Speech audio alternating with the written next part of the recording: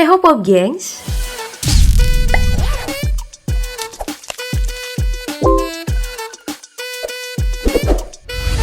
Di penghujung tahun 2021 ini, para pecinta film kembali dimanjakan nih dengan dirilisnya film Spider-Man No Way Home. Sequel ketiga dari Spider-Man versi MCU yang berdurasi kurang lebih 2,5 jam ini membawa kita fanservice yang paling satisfying dari si manusia laba-laba. Istilah fanservice paling satisfying emang cocok sih untuk film ini karena memenuhi hasrat para fans yang ingin melihat meme ini menjadi nyata. Bahkan banyak nih yang mulai membandingkan siapa sih yang menjadi Spider-Man terbaik dari ketiganya. Nah, hari ini Daftar Populer bakal ngajak kamu menelusuri hal tersebut di DP Versus kali ini, pemeran terbaik Spider-Man.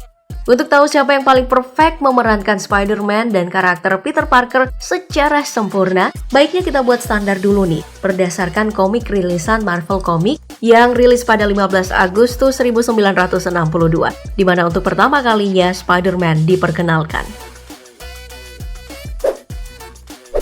Yang pertama adalah dalam pengembangan karakter Peter Parker. Secara umum, karakter Peter Parker dalam komik Marvel ini memiliki beberapa unsur utama, yaitu seorang yatim piatu yang tinggal bersama Om Ben dan Bibi May, memiliki keterbatasan finansial, aka orang susah, terus kutu buku yang pintar fisika namun sering dibully, dan gak lupa pula kehidupan percintaan Peter Parker dan juga cewek pujaannya.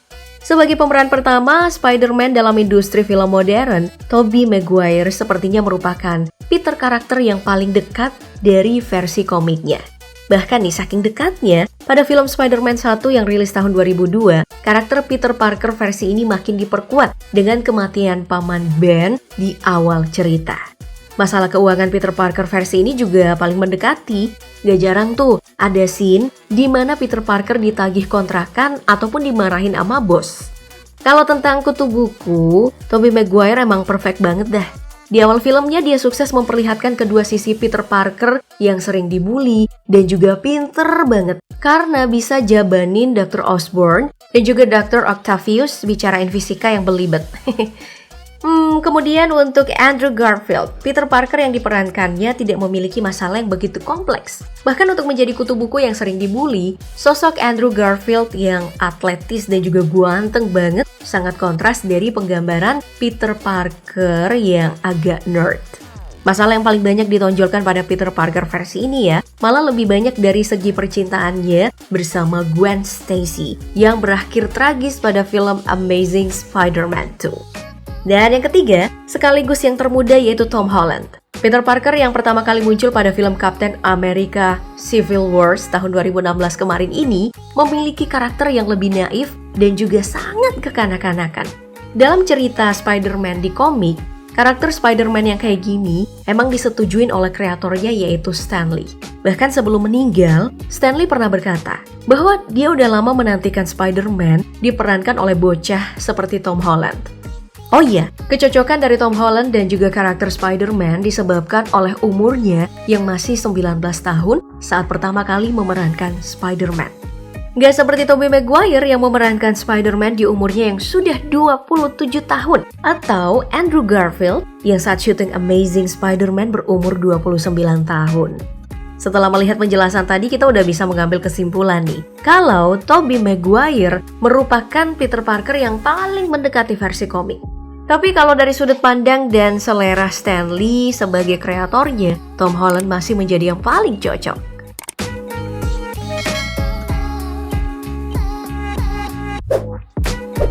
Dari karakter Peter Parker, sekarang kita menuju ke penggambaran Spider-Man karena keduanya gak bisa dipisahkan. Dalam hal ini kita bisa tuh membahas kostum dan kekuatan.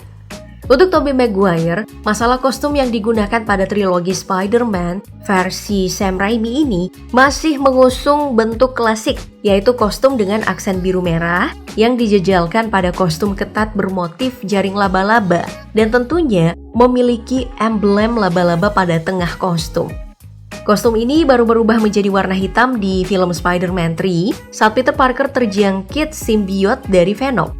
Untuk kekuatannya sendiri, kekuatan Spider-Man yang dimiliki Tobey Maguire masih standar, seperti bisa melontarkan jaring, merangkak di dinding, dan merasakan bahaya menggunakan Spider-Sense. Masalah keunikan, Spider-Man versi Peter Parker terbilang unik karena mendapatkan kekuatan dari gigitan laba-laba bermutasi, seperti yang ada di komik Spider-Man versi Marvel Comic. Lalu untuk Andrew Garfield, kostum yang digunakannya pada Amazing Spider-Man juga masih menggunakan corak klasik.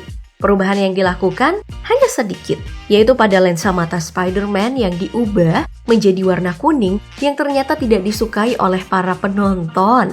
Makanya dalam film Amazing Spider-Man 2, Andrew Garfield menggunakan kostum klasik Spider-Man yang malah sangat mirip dengan versi komik. Masalah kekuatan, Spider-Man versi Andrew Garfield melakukan perubahan signifikan dan tidak lagi melibatkan gigitan laba-laba mutasi, melainkan berasal dari penemuan-penemuan Peter Parker. Sedangkan untuk Tom Holland, pendekatan kekuatan yang dipunyai Peter Parker dalam film ini mirip dengan The Amazing Spider-Man yang didapatkan dari teknologi mutakhir dan bukan karena gigitan laba-laba. Namun karena pertama kali muncul dalam film Captain America Civil War, kebanyakan kekuatan dari Spider-Man versi ini didukung oleh teknologi Tony Stark. Makanya nih, kostum dan juga kekuatan dari Spider-Man versi ini kece banget, apalagi untuk kostum Iron Spider yang muncul di Avengers Infinity War. Dari penjelasan ini kita simpulkan, kalau Spider-Man versi Tobey Maguire lebih dekat lagi nih dengan komik. Lalu, Spider-Man versi Tom Holland memiliki lebih banyak versi dan juga kekuatan yang menarik. Dan untuk Andrew Garfield, bisa kita bilang kalau kostumnya biasa aja meskipun kekuatannya itu buat kita tercengang.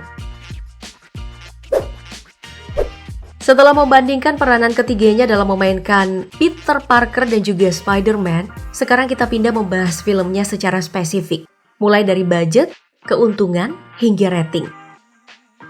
Masalah budget dan keuntungan dari 7 film Spider-Man versi modern, kita bisa lihat nih lewat tabel berikut ini.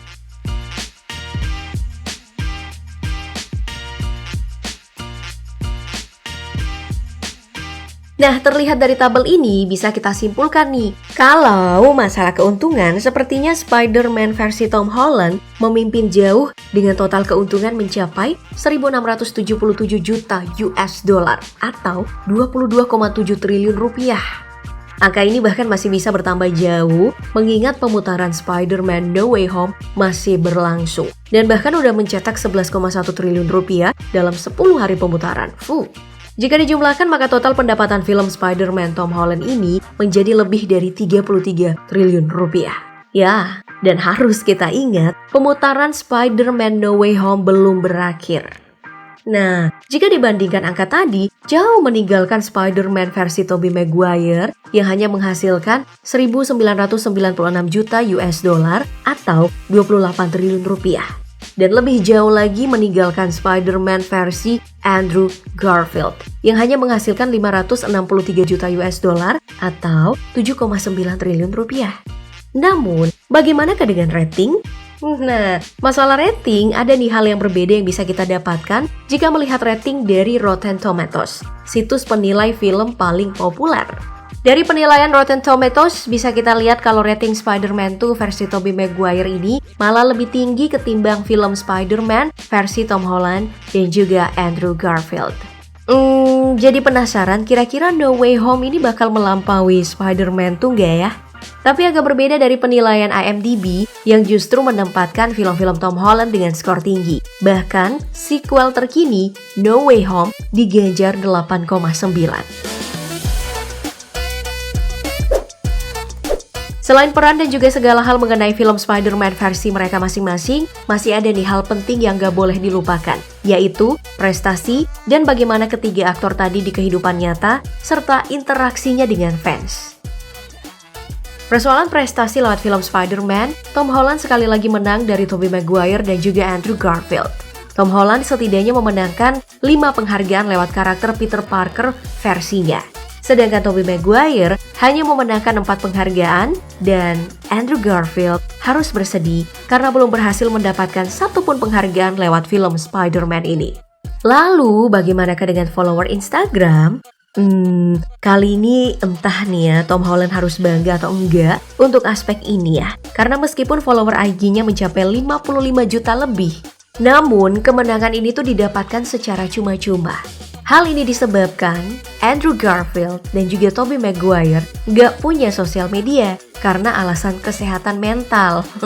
Katanya sih makin sering bersosial media malah bisa buat mereka gila. Alasan tadi itu dipicu dengan insiden keduanya saat bertemu dengan fans. Contohnya saja, Tobey Maguire yang pernah memukul tangan fans, atau Andrew Garfield yang pernah mengejar seseorang karena direkam diam-diam. Wah, kayaknya kedua orang ini udah capek banget ya jadi perhatian orang-orang. Gak kayak Tom Holland yang masih satu-satu aja. Baik, dari pembahasan kita yang panjang tadi, kalau ditanyain mana yang aku pilih sebagai Spider-Man terbaik, masih lebih milih Tobey Maguire. Karena karakter Spider-Man di komik masih melekat banget dengan Spider-Man versinya. Ya, meskipun gak bisa kita pungkirin kalau Spider-Man Tom Holland sekarang ini emang paling top Marco top. Nah, kalau kamu gimana nih? Siapa yang jadi Spider-Man favorit bagi kamu? Sebutkan jawaban kamu di kolom komentar dan sampai jumpa di video berikutnya.